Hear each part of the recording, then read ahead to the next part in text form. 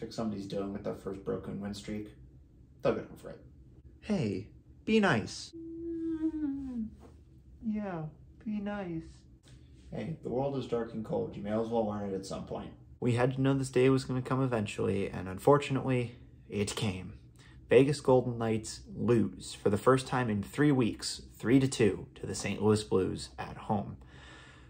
Now, this game was very interesting in that it had so much potential to be a really fun contest. Any game against the St. Louis Blues has always been fun. It seems to always end with a one-goal finish, one-goal margin, and usually in overtime. And the Blues tend to come out on top more often than not. Lineups are the exact same for the Golden Knights, the only change being that Adin Hill draws into the lineup facing up against Jordan Binnington, who in his career is 6-1-3 against the Golden Knights. So already not looking very good. We get into the first period, and both teams get off to a very tentative start, but the Blues look like they're a marginally better team, which is reasonable given that we're playing our first game at home coming off of a long road trip, and the Blues are, the Blues. And they had just won their first game in 9 games. So, a little bit of momentum shifting in that direction. And ultimately, the first few chances of the game went the way of the Golden Knights, but none of them were, really high percentage per se. And both teams were just really flat in general. Unfortunately, the game wouldn't stay flat forever as, goals have to be scored. And for the first time in a long time, the Golden Knights are not the first team to score as Brandon Saad lights the lamp and puts the St. Louis Blues ahead 1-0. Now, this was a little bit of a frustrating goal for the Golden Knights as it was all set up on a pretty not good turnover by longtime veteran defenseman Brady McNabb. Which was a puck battle in the corner that he straight up lost and ultimately allowed the puck to stay in the zone where Rosen got it at the point. And when, there's room, there's room. Golden Knights give him time. He feeds the puck across the ice to Saad, who is essentially standing there. And it looks like 3 Golden Knights players are going to collapse on him, take the shot away, and that'll be that. Unfortunately, for whatever reason, the 3 Golden Knights defenders decide to give Saad all the time and space in the known and unknown universe, and ultimately he takes the time to line up a shot, pick his corner where he wants to put the puck, and put the puck there, beating Adin Hill over the glove side, picking the corner, which is a bit of a theme for the St. Louis Blues. They tend to score these very high skill goals against the Golden Knights, and why should this one be any exception? Because that's exactly how it went. Saad's second goal of the year from Rosen and O'Reilly at 9:47 of the first period. And just to add insult to injury, immediately after, literally 30 seconds after the Blues go ahead 1-0, Brett Howden takes a cross-checking penalty, and that just makes matters worse. The Golden Knights are already down a goal, and now they're down a man, and the Blues historically have a really good power play against the Golden Knights, so who's to say that this one shouldn't go any different? That being said, that is past iterations of the Golden Knights. The present iteration of the Golden Knights do not care whether they're down a man or up a man or evenly matched. They're going to find a way to make something happen, and that is exactly what happened. What started as Chandler Stevenson just being unbelievably fast after breaking out of the zone, beating Torrey Krug, and ultimately going in on a breakaway shorthanded, although Binnington saved it, it just kind of set up one of the weirder situations I've ever seen happen in hockey. So following Stevenson's breakaway, which Binnington directed the rebound into the far corner, Stevenson picks up the puck because, he turned that way, and kind of gets his head up, and all 3 Blues defensemen kind of crowd around him. And because all the defenders kind of crowded around one guy, that leaves one guy to cover the other 3 on the ice, and ultimately they forget about Riley Smith, leading member of the power kill, and he walks in, catches the pass from Stevenson as a trailer coming into the zone, ultimately takes a couple of strides, gets to the hash marks, and rips it high blocker side on Binnington to put the Golden Knights back into the game, tying it up 1-1 with the shorthanded marker. Now, this is just a typical Riley Smith shorthanded goal, and so we shouldn't be surprised by this. Binnington was very obviously thinking glove because he dropped his blocker down to the ice, basically, and which Smith shot it right over the dipped shoulder, and that was that.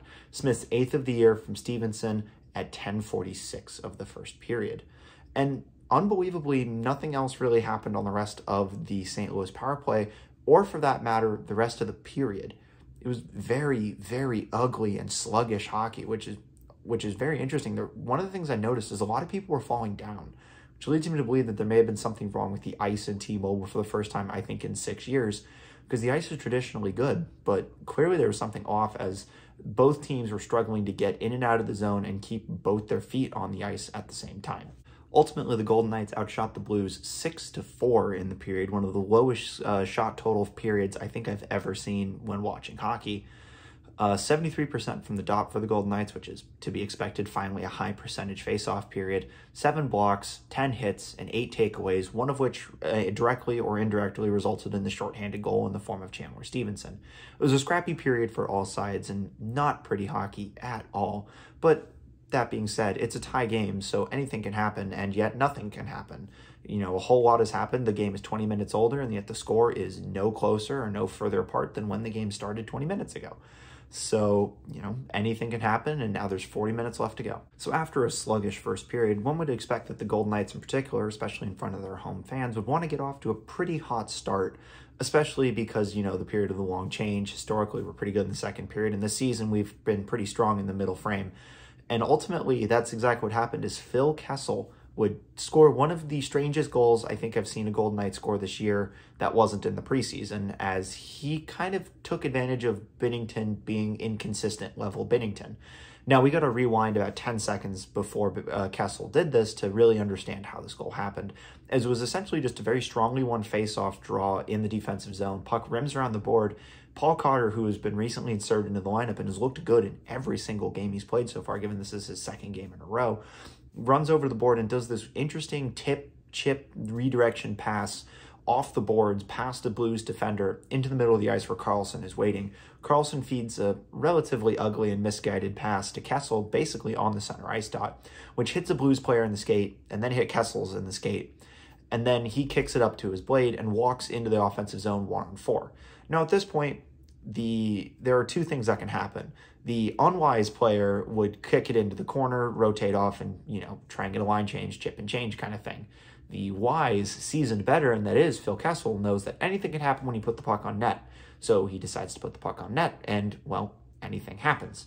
Not sure whether or not Binnington lost the puck when it was coming through his defender, or maybe he just completely missed it, but it snuck underneath his right arm and in the net for Kessel's third goal of the year, assisted from Karlsson and Cotter at 2:43.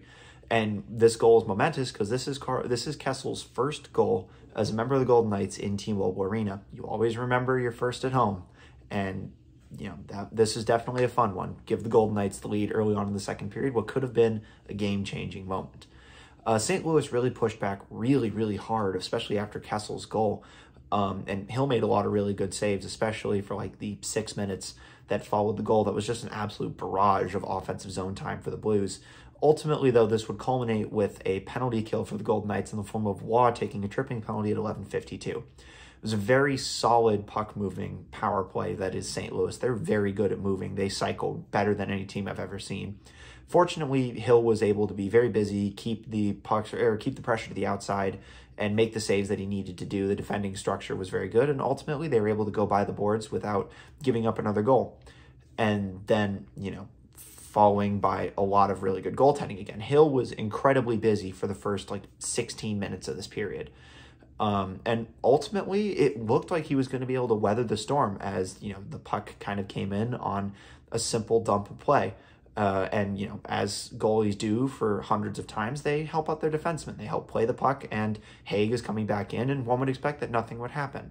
And I'm going to assume that the interaction between Adin Hill and Nick Haig on this play went a little bit something like this. I want you to take the puck and go that way. Hey, you want me to go that way? Well, now we both don't have it, and it's in the goal, so good job. As Braden Shen comes into the play, takes the puck, basically sitting in no man's land between Hill and Haig, and passes it to Ivan Barbashev, who isn't going to miss when, you know, the goalie is completely sprawled out, you know, having been in possession of the puck just 2 seconds prior. But ultimately, it's just a very painful goaltending mistake, you know, for all the good things that Hill had done throughout the entirety of the second period to be, you know, felled by a gaff like that is just got to be really frustrating. Barbashev's second of the year from Shen at 16:06.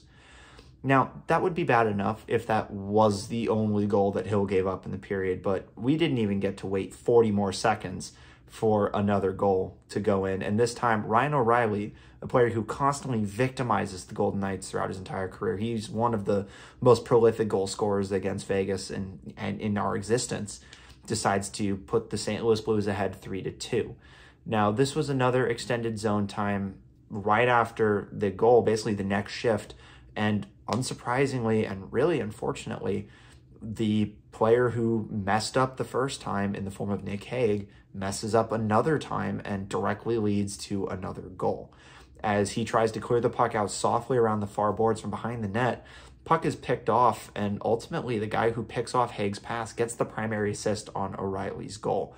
As he walks it down behind the net, kicks it out in front to O'Reilly, and O'Reilly kind of fires a fluttering knuckle puck on net that looks like it's going to go high and then just nosedives underneath the bar over Hill's right shoulder to put the Blues ahead 3-2. O'Reilly's third of the year from Levo and Mikkola at 16:46. Just frustrating that this game that seemed to be under control for the Golden Knights, especially with the good goaltending of Adin Hill, was felled by a minor mistake and then another defensive zone turnover. So that is 3 goals for the Blues in 2 periods, all set up by defensive mistakes by the Golden Knights, whether it be 2 turnovers or whatever the hell caused that second one between Hill and Hague. But ultimately, that's where the second period would end, as the Golden Knights obviously were a little bit shell-shocked in the last 3-ish minutes of that period, given that they were just this close to getting out of the period with a lead. St. Louis outshot us 19-9 in the period and 23-15 overall so far. We're 62% from the dot, 24 hits, 16 blocks. Really good goaltending by Hill all period and all game for that matter. Just completely undone by 2 mistakes. And that is the moment where I realized it was just going to be a very frustrating game from this point on. And so the Golden Knights have to come out to start the third period, having to chase a game for like the 4th time this entire season. This isn't a situation that the Golden Knights are very familiar with, and so you have to hope that they'd be able to get off to a really hot start.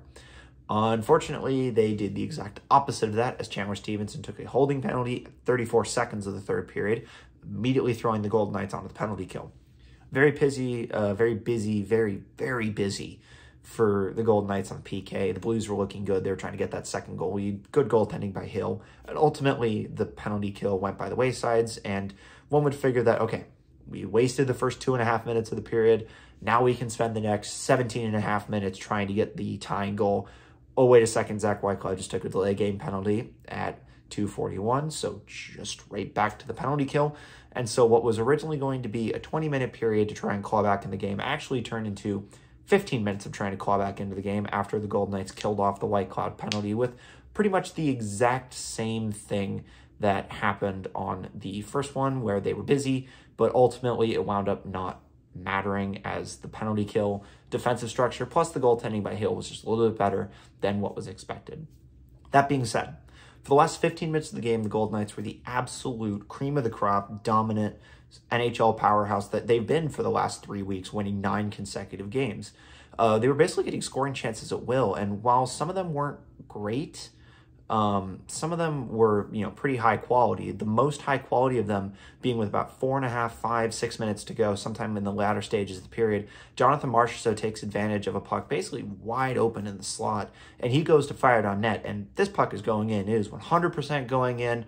And then a Blues defender kind of sprawls across, pokes a stick up in the air, and it hits the thin side of the stick and is deflected up and out of play over the glass. And that is really as close as the Golden Knights got, an inch or two to the left or right, or even up or down. And it's a tie hockey game at 3, but hockey's a fickle game, and scoring goals is a fickle activity, and that's exactly what happened. Golden Knights pull Adin Hill with about 2 minutes to go. Very, very, very strong couple of minutes with the goalie out, landing a bunch of shots, and ultimately, again, being the better team. But I guess this time around, we couldn't solve the Rubik's Cube that was Jordan Binnington, and the Blues hang on to win their 2nd in a row, and second of the last 10, defeating the Golden Knights by a score of 3-2. So looking at the game as a whole, it's just kind of a, what could have been, whether they had, done better defensive zone work, whether that turnover hadn't happened, ifs and buts, cookies and nuts, Merry Christmas kind of thing. But, the numbers weren't great either, even though there was a lot of positive things to take away from it. We outshot St. Louis 36-28 and 22-5 in the third period, 60% from the dot, 32 hits, 20 shot blocks. So we were essentially dominating the Blues in every metric, with the one kind of concerning number being the amount of giveaways we had. as we kind of had more giveaways than we had takeaways, so it was a little bit frustrating. The difference in the game was 40 seconds where, and I really hate to beat down a player when he's down, but 40 seconds where Nick Hague forgot how to play hockey. And, you know, the outcome of the game might not have changed, but it might have changed. You know, whether it be talking better with Hill or not finding the puck up the boards where everybody could intercept it. That's 2 goals right there. And so I'm not blaming Hague for this loss, but I'm not saying I'm not blaming Hague for this loss either. It was just a frustrating way to kick off the homestand. The Golden Knights have been gone for 2 weeks, go 5-0 on the road trip, 9 in a row, dating back to their last homestand. Get home against the Blues, who have won 1 of their last 9, and ultimately are undone by a hot goalie and some poor defensive zone management. We can't be too upset, though, as fans. You know, the 9-game win streak, 10 games was a little optimistic. I mean, I would have loved to have seen the win streak pushed to 10 so that they could have tried to beat the franchise record for wins in a row against the Sharks, which drops in, as I'm recording this, 2 hours and 20 minutes.